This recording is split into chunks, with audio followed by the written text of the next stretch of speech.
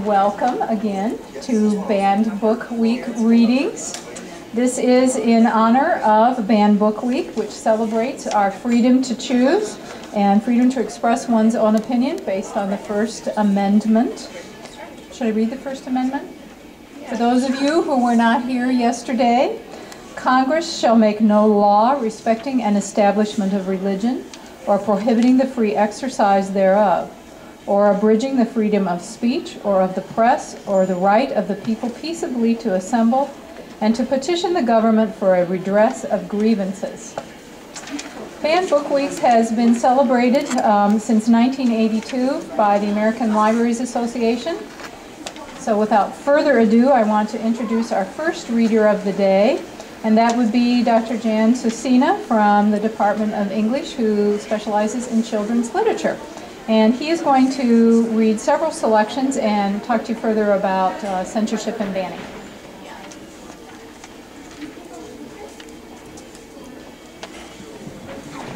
Let's see. It is on. Hi, I'm Jan Susina. I teach children's literature courses here at Illinois State, and I'm very happy to participate in this, and I'm really glad that Milner and the bookstore has decided to do this as in conjunction with part of National Banned Book Week. I've provided a handout, if anyone's interested, of the most challenged and censored books from last year that the American Library Association puts out. And one of the things I think you'll notice is that in the United States, most frequently the books that are challenged or censored are books intended for children or adolescent readers. And I agree completely with this idea that we need to allow children, teens, everyone to have a choice of what they choose to read or what they choose not to read. I'm going to read a couple of poems from a book that has been challenged and censored, and that is Shel Silverstein's A Light in the Attic, Poems and Drawings. Shel Silverstein's originally from Chicago. He's a really interesting person. In fact, I think he's probably done more than any other American writer to introduce poetry to children.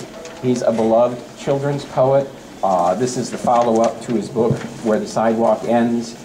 He also wrote The Giving Tree, and yet this book has caused problems. Over the years, the book has been challenged because it's considered to be dreary, and some other concerns about it were that it promotes disrespect, horror, and violence. In particular, and I will read this poem, the poem called Little Abigail and the Beautiful Pony is thought to encourage manipulation of parents and promote suicide.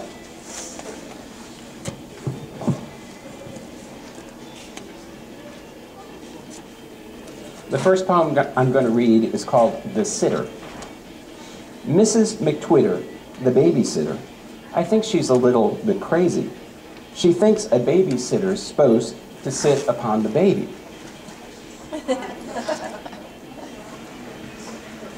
And then this next poem is called The Spelling Bee, and I'll have to show you the visual because one of the problems with this poem is the illustration. In fact, I think Shel Silverstein is very much like a contemporary Edward Lear, a very famous nonsense poet from the 19th century. The Spelling Bee. I've got stung by a bee, but I won't tell you where. I got stung by a bee. I was just lying there, and it tattooed a message I can't let you see that spells out, hello, you've been stung by a bee. And it may be a little hard to see, but I think the character was stung on the behind. The next poem, I'm going to ask my son, Jacob, to come up here and read. Jacob is in the 5th grade. He is 10. Thankfully, he likes to read, and he enjoys Shel Silverstein. We're going to try to do a quick transfer here. It may work, may not. Okay. There you go. How not to have to dry the dishes. If you have to dry the dishes, such an awful boring chore. If you have to dry the dishes instead of going to the store. If you have to dry the dishes and you drop one on the floor, then maybe they won't let you dry the dishes anymore.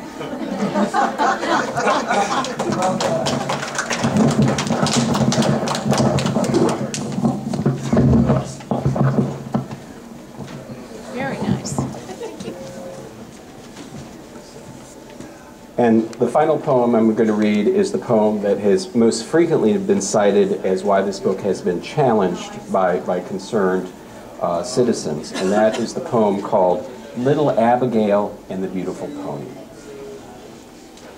There was a girl named Abigail who was taking a drive through the country with her parents, and she spied a beautiful, sad-eyed, gray-white pony.